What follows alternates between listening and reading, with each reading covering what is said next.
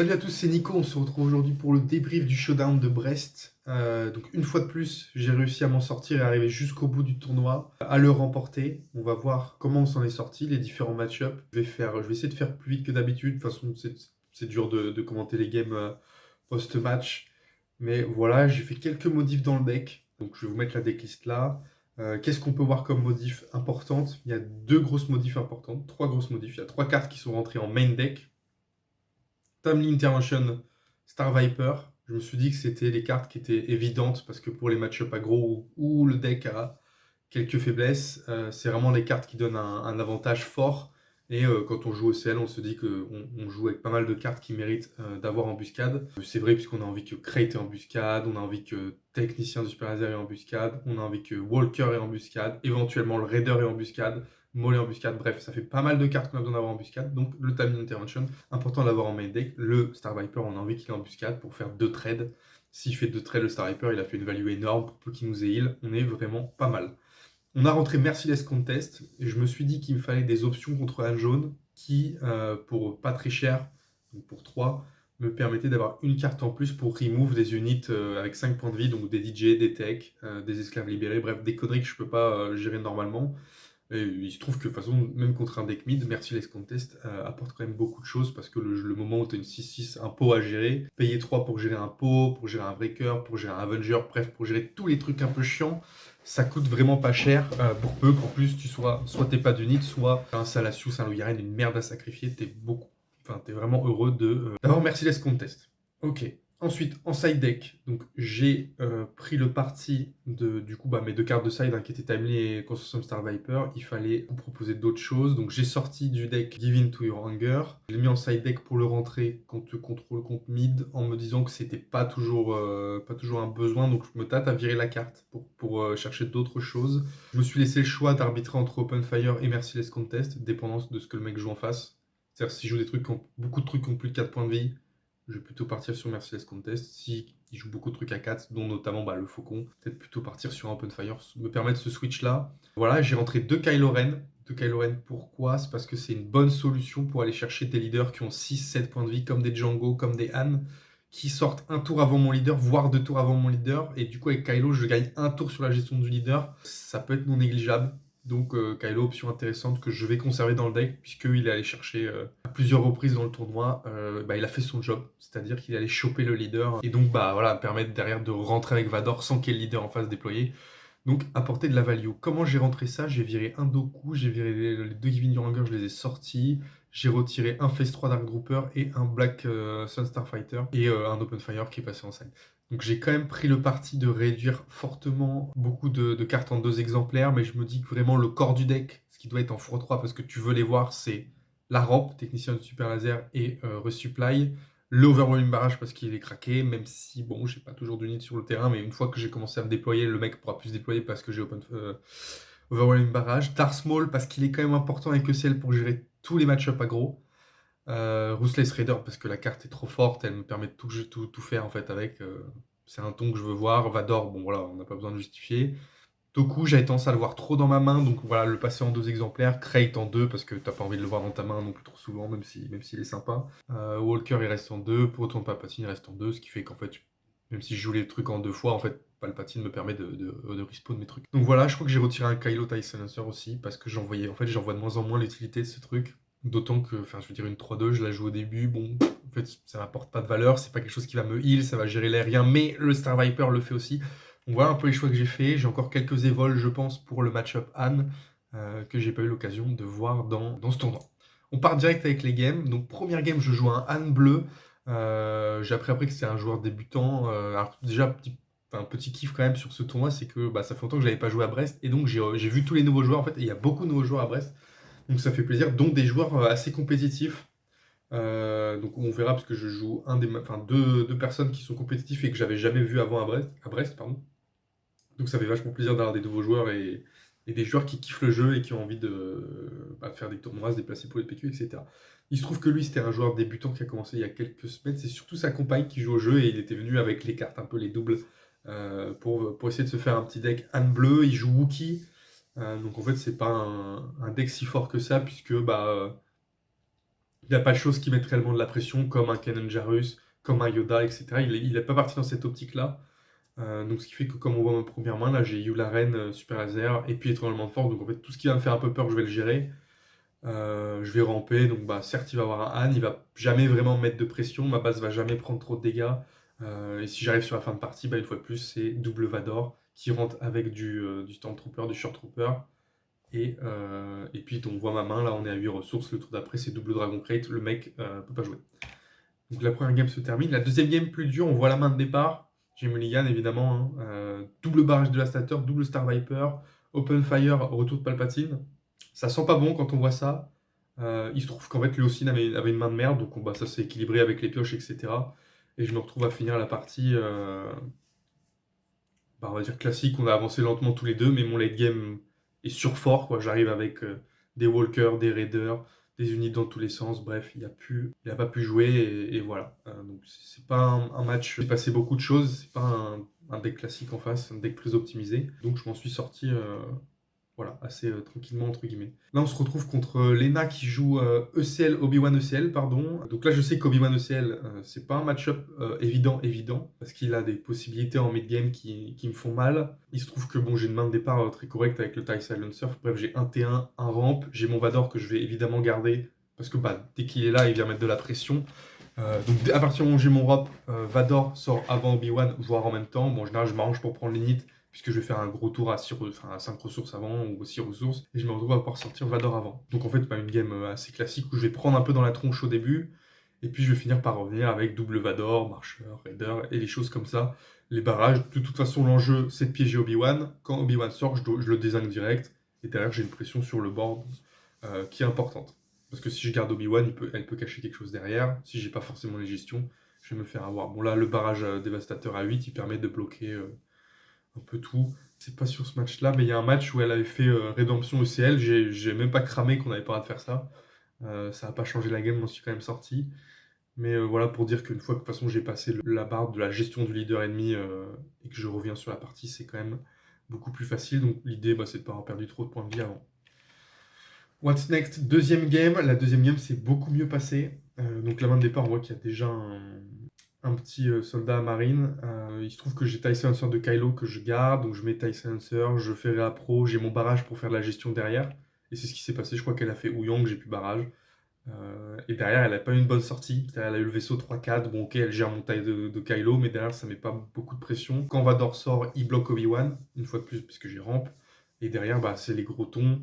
C'est Dragon Crate qu'on voit sur la table. Elle a beau avoir une Ayla Secura, j'ai un Raider, bref.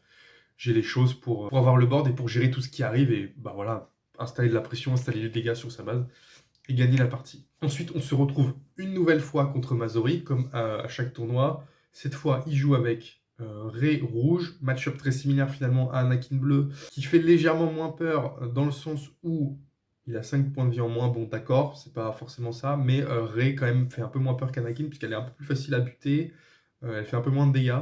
Donc même s'il a le heal, en fait, le heal de Rey, je m'en moque un peu dans le sens où, au moment où elle sort, en fait, moi je vais pas mettre de dégâts sur sa base forcément, donc ça apporte pas trop de valeur dans ce match-up-là. Anakin me fait un peu plus peur.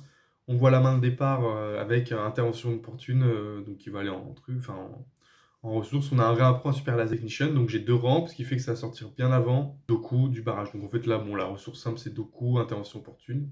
Derrière on se déploie et en fait donc j'ai une super sortie. Et en fait c'est cette game ou pas? Attends, cette game je la gagne. Donc on voit, hein, de toute façon j'ai double rampe, donc c'est double Vador avant que le mec sort vrai. Elle est bloquée, du Short Trooper qui est boosté, du Raider, etc. Classique. La deuxième game, j'ai une main de départ très moyenne. On peut voir, hein, Doku, enfin voilà, des trucs qui coûtent cher que je vais mettre en ressources dès le début. Et ce qui fait qu'en fait, je vais la perdre la game. J'ai pas là, il met de la pression et moi, j'ai pas de réponse, hein. Ça arrive de faire une sortie un peu moyenne. Il a bien joué. En plus, maintenant qu'on se connaît par cœur, en plus, on sait exactement comme je joue. Donc, tu vois, les gars qui regardent, ils se disent, mais qu'est-ce qu'ils sont en train de foutre? En fait, on fait des trucs où on sait exactement ce que l'autre va faire. Donc, on bloque un peu la partie en passant à des moments un peu bizarres. Bref. Donc, ça fait des trucs un peu comme ça. Troisième game, finalement, j'ai le ramp, un éclair de force qui est pas mal dans le match-up, ce qui me permet de buter Rey. Effectivement, je vais la garder, cet éclair de force là, je vais le garder toute la partie, comme ça le tour où je fais Vador, éclair de force, au revoir Rey. Donc là, bah, je vire Crumb et peut-être Vador du coup, parce qu'il faut garder cet éclair de force qui va me servir. L'intérêt, c'est que dans ce match-up, éclair de force, il vire K2SO. Et c'est quand même bien pratique de pouvoir garder sa carte, surtout dans ce match-up où le mec peut me deny des cartes. Et c'est ça que j'aime bien avec Salacious, c'est que du coup je le remets dans ma main, donc le jour où le mec il me discard, je jette un Salacious. Donc il n'y a pas tant de value à me discard et c'est pas mal. Ça me permet de prendre le board avec du Vador, du chasseur de voilà, la 3-2 sentinelle du top, etc. Donc voilà, une game qui se gagne puisque à la pression et au ramp, je passe devant. Ensuite, quatrième match-up, on est sur Django rouge, donc on est tous les deux en 3-0 à ce moment-là de la partie. Et là je vois la main de départ et je ne pensais pas, je sais pas ce que j'ai foutu, mais quand je vois cette main-là, je me dis que j'ai quand même une main correcte puisque je vais avoir Yularen et Crumb. Et donc c'est mon moteur de heal hein, pour résister, donc je vais être obligé de jeter un Bador, un Stormtrooper, c'est pas très grave. C'est pour ça que je remets un peu en cause le Stormtrooper, parce qu'au final, dans plein de match-up, tu te dis qu'il va se faire pinguer, il va mourir. On a cette main de départ, et il se trouve que je vais me faire ouvrir. Donc un peu embêtant, parce que je me fais tabasser, c'est du Django rouge, et le mec il fait triple Dark Raid à 4 ressources, il rentre un Raider, il tue le truc que j'ai en face, il trouve des moyens d'incliner Chrome, donc je peux même pas le récupérer en main pour le rejouer, pour me heal. Il me bloque complètement en fait. Quand t'as une base à 25, ça va très vite. Comme on peut voir, j'ai pas de rampe, donc mon Vador qui sort de tour après Django, laisse tomber comment je prends tarif. Donc je perds la game. Ça, et la deuxième main, j'ai un peu de gestion, mais j'ai pas de heal, j'ai pas de rampe. Donc là, sans heal, sans rampe, j'ai rien pour tenir. Je me fais exploser. Il n'y a pas vraiment match. Il y a quand même une game que je prends, mais c'est parce qu'il fait un misplay. Il connaissait pas la rule de il passe pour voir ce que je fais. Et vu que je prends les nicks, bah en fait, ça nique son tour. Donc ça, il connaissait pas. De toute façon, je savais qu'il allait gagner le match, donc j'ai dit, bah, ça t'apprendra. On travaille l'apprentissage par le traumatisme ici, et donc il gagne quand même la partie de toute façon, même si j'ai pas été 100% fair play sur l'action. Ensuite, donc on est qualifié en top 8, on finit deuxième du truc puisqu'on perd sur Django rouge. On joue Luan avec son Palpatine. On a fait tellement de games que je connais le match-up. Moi, je me presse pas. C'est un match-up où je dois pas me presser. Il faut que je rampe tranquillou. Il faut pas forcément que je lui mette des unités en face parce qu'il va se suicider. Ça va lui faire son effet. Donc en fait, si je joue rien, que je joue mes rampes, le mec il sera toujours bloqué en truc blanc. Il pourra pas forcément jouer son Silson. Il va être Keblo complet.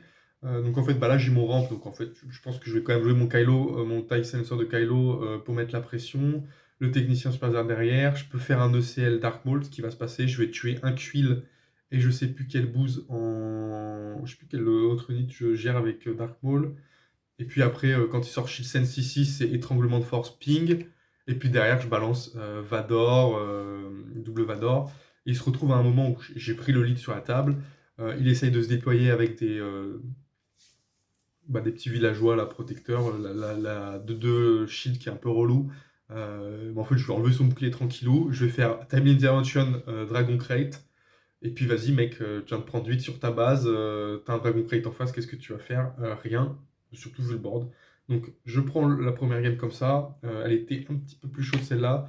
La deuxième, on a un ramp, on a un early. Attends, qu'est-ce que c'est que cette histoire? Pourquoi il y a ça sur la main de départ? Ok. Donc ça c'est la main de fin, je sais pas pourquoi je la prends en photo. J'ai pas pris toutes les photos là, cette fois j'ai un peu bradé quand même le vlog. Une game qui s'est encore plus facilement passée, je pense que j'ai eu des rampes, j'ai du mal à me rappeler, mais bon voilà, une game assez chill, hein, où il m'a jamais embêté, il a même pas eu shitsun sur celle-là.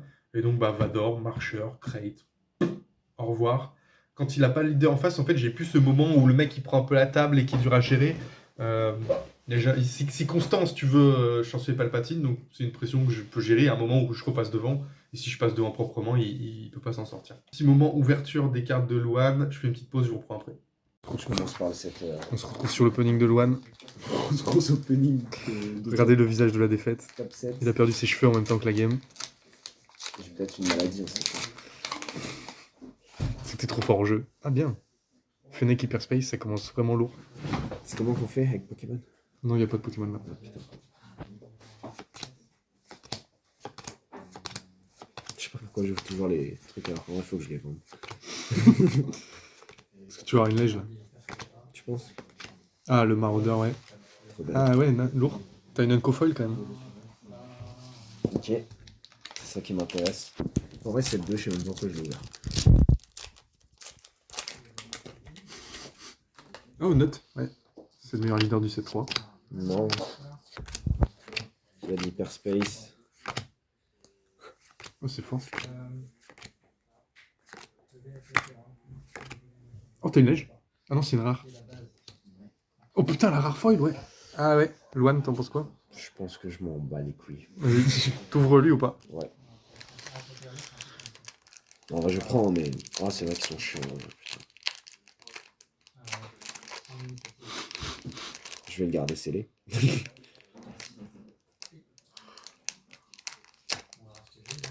On se fait chier. C'est dur, là, je joue Anakin bleu ou Rey bleu. Voilà, de la merde. Merci à vous. Ciao. Donc, après cette ouverture, on se retrouve en demi-finale contre Mazori. Comme vous pouvez voir, la main de départ pardon, est correcte. On va avoir un early, un timely intervention, un marcheur. Bon, là, on va garder marcheur. On va aller garder la range, je pense, ou short trooper. Bref, un des deux, c'est pas très grave. On n'a pas forcément besoin du heal. Il se trouve que je vais perdre la première très difficilement. J'ai pas pris la photo, rip, moi. J'ai pris aucune photo sur ce match. Juste la dernière, d'accord. Je perds la première, je rampe, mais il joue bien, il fait une belle sortie. Il n'y a pas trop de build, je me rappelle plus de cette game, mais dur parce qu'on est déjà à une demi-heure de game. On a fait un round, round 2, j'ai une belle main. On voit Vador, marcheur, Crumb, double rampe. J'ai le double rampe. En fait, je commence par faire une super sortie. Je vais jouer un premier Vador qui va gérer. Il va trouver un moyen de me discard avec un Cannon, ça va jeter un Vador. Et donc là, il reprend la table avec Rey, avec Cannon. J'ai plus trop de board. Et en fait, il se trouve que je top deck retour de Palpate, je joue Vador, donc je remets une pression qu'il n'est pas forcément prêt à gérer. Et un peu sur ça, finalement, je m'en sors, puisqu'il a plus de cartes en main, plus beaucoup de solutions. Donc j'arrive à regrind, à remonter dans la partie et à gagner. Et pareil, on se fait une dernière game complètement épique avec tout le monde qui regarde autour où ça se joue. Enfin, je sais même pas sur quoi ça joue, je peux pas dire. Bon, là, le main sympa avec du vert, du Salacious qui va venir T1 embêter. L'intérêt, c'est qu'il va pas le gérer. Si je le remonte, il peut plus discard, c'est relou, ça le coince. Quand tu finis par faire un force throw, bah, je jette Crumb, cool. Voilà, ça ne met pas de pression. Technicien du super laser, voilà, on rampe. Et puis, on finit par gagner la partie avec une pression folle qui peut pas gérer, puisque voilà, le ramp fait qu'une fois de plus, c'est double Vador.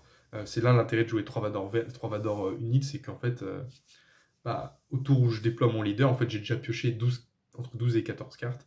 Et donc, je suis quasi sûr d'avoir un Dark Vador. Je crois que c'est 60% de chance de l'avoir topé, voire 65%. Donc, en fait, il est là, quoi. Il est là et la pression est trop dure à gérer pour l'adversaire. D'autant qu'il arrive avec 2 unités, il en gère une, bref, trop fort. Donc voilà, on gagne finalement, on se qualifie pour la finale et on rejoue Django Rouge. Avant la finale, je lui dis, mec, méfie-toi, puisqu'à chaque fois que dans tous les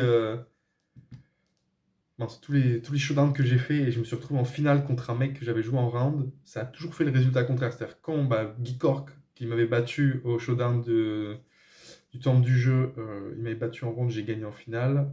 Quand j'avais battu Mushashi au showdown de croque-jeu du 7-2, il m'avait battu, je l'avais battu en round, il m'avait battu en finale. Donc là, j'ai dit, fais gaffe, il y a une prophétie. C'est dur, donc c'est pour mettre la pression parce qu'il m'avait vraiment torché en ronde. La main de départ fait vraiment peur. On a Open Fire, Dark Trooper phase 3. Donc Dark Trooper phase 3, Open Fire et Dark Maul. C'est pas dingue, mais on a de quoi tenir un peu puisqu'on va passer le premier tour. Bon voilà, pas le choix. Il va jouer ce petit con de Crafty Smuggler. Et en fait, je vais lui mettre Dark Trooper phase 3 en face, donc ça va l'embêter puisqu'il va devoir. Il va devoir crash dedans, enfin il va perdre des dégâts. Il se trouve que dès qu'il joue un vaisseau, j'open fire. Derrière, il repart un peu sur le terrestre avec du BSI, sachant que quand il fait son triple Dark Red, il sort un vaisseau un peu nul, qui va reprendre en main de toute façon, donc ça n'avait pas de pression. Dark Maul va gérer 2 trucs. Je vais gagner cette première partie, très proprement, puisque je vais me retrouver avec du Doku, du Vador, du Marcheur et du Star Viper. Et donc, vu que j'ai Star Viper en main, en fait, il n'avait même pas vu dans le premier round que j'avais Star Viper, puisqu'en fait, j'ai même pas eu l'occasion de le jouer. Donc, je gagne cette première manche. La deuxième game, j'ai pas la photo, je crois. Ça m'embête un peu. Ça, c'est la dernière. Et donc, je peux pas commenter. Mais la deuxième, je la perds alors que j'ai une bonne main de départ. J'ai du ramp, du heal. Et donc, je tiens. Et je me retrouve en late game à faire des moves de ouf où il m'incline mon Vador avec un ping. Ou avec, enfin, je sais plus quoi. Bref, il me bloque mon Vador. Et en fait, je vais avoir l'occasion de taper un peu son Fire Spray à un moment qui joue. Donc je fais Doku, sacrifier mon Vador pour kill le Fire Spray avant qu'il tape, et rejoue Fire Spray le tour d'après, je joue Doku, sacrifier Doku pour tuer le Fire Spray. Donc je gère Fire Spray sur Fire Spray et se retrouve à me ressortir 2 raiders. Et finalement, j'absorbe plus la pression. Ça finit sur un exact létal d'un. Je crois il a 2 cartes en main, une unité sur le board, 3-2. J'ai 6 points de vie sur la base. Top deck, attaque surprise. Donc sum, tu perds au point de vie pris alors que j'ai marcheur sur la table. J'ai de quoi me heal. Ça passe pas. On se retrouve sur la dernière game avec Yularen, Salacious, Short Trooper chevronné. Ah, c'est pas celle-là. Ça, c'est la 2, la main de départ de la 2. Et la 3, j'ai Divine New Hunger, que j'ai rentré dedans, Yularen, et je sais plus quoi. Et en fait, il se trouve à faire un premier tour où il fait BSI Agent et Grido. Il a 2 unités, j'ai un Yularen en face, et là, il faut que je me débrouille. Et comment je m'en sors? Je fais, tour d'après, je fais Give in Your Hunger, donc sur BSI Agent, donc il doit crash BSI Agent sur ma 2-3, donc sur mon Yularen, il meurt. Derrière, c'est à moi, je viens de jouer une carte rouge-noir, je peux ping, je bute Grido, il fait pas l'effet Grido parce qu'il a trop peur de perdre une grosse carte. Donc en fait, je me retrouve tour 2, j'ai niqué 2 unités, le mec a perdu 2 cartes, j'ai mon heal, mon moteur de heal qui est en place, et donc là, il vient de perdre ses 2 tours, il va faire un mauvais triple Dark Raid, et en fait derrière il va être coincé, je vais avoir du Star Viper, du heal, et en fait il se trouve que la game du coup je vais pouvoir la gagner à coup de Vador sur la base quoi. Et en fait je m'en sors là-dessus, grosse partie quand même parce qu'on arrive sur des trucs à 10, 11 ressources où c'est chaud parce qu'il met une pression, 2 pressions, je contre, on se retrouve au dernier tour où il joue des cartes, j'ai toutes mes ressources open, je viens de taper avec Vador, je vois qu'il lui reste 2 ressources ou 3 ressources, je prends l'init, Vador va terminer la partie. Au pire, s'il avait une réponse, j'avais l'init, donc Star Viper vient me heal. Voilà, je m'en sors là-dessus et on gagne le showdown. Au niveau des récompenses, les gores classiques et seulement 2 boosters. Donc une fois de plus, c'est des récompenses un peu décevantes quand on paye 12 balles un tournoi et que tu as 2 boosters en récompense, ça fait un peu chier. Euh, Parce que tu passes ta journée là-bas quand même, de 10h du mat à 20h, donc pas très rentable, mais des grosses games. Pas mal d'expérience pris, hein. Ça confirme que l'idée d'avoir un moteur de heal au début contre Agros, c'est extraordinaire. Salacious, je l'ai sous-évalué depuis toujours. J'en parlais avec Sabak et Sabak me dit mais Salacious, c'est une petite merde extraordinaire, une saloperie qui gêne l'adversaire parce que il va peut-être mettre des dégâts dessus, tu vas le reprendre, il va faire un ping, éventuellement il te sert à ping ton technicien sans utiliser ton ping Vador. Enfin, voilà, Salacious, super carte. Et effectivement, dès qu'il est mis avec Yularen, c'est du 2 heal par tour, ça n'a plus aucun sens, parce que 2 heal par tour, c'est presque 10% de ta base en fait, donc c'est énorme comme heal. Donc voilà, donc j'ai sous-estimé ça, je vais le renforcer ce deck. Je vais rajouter un Salacious, c'est sûr, il faut jouer avec les 3. Stormtrooper, j'ai pas vu l'utilité dans le tournoi, donc peut-être qu'il va sauter. Voilà un peu les perspectives sur ce deck. J'espère que ça vous a plu. On se retrouve objectif PQ. Les PQ, Vador doit faire un top. Donc il faut que je batte les ânes jaunes. Je vais travailler le match-up. J'ai des idées. Il faut que je teste, il faut que je travaille. Voilà. Donc on se retrouve pas tout de suite pour un prochain tournoi, mais d'ici un mois, il y aura un débrief de PQ que j'espère voilà, le plus haut possible. Allez, ciao, merci à tous d'avoir regardé. À la prochaine.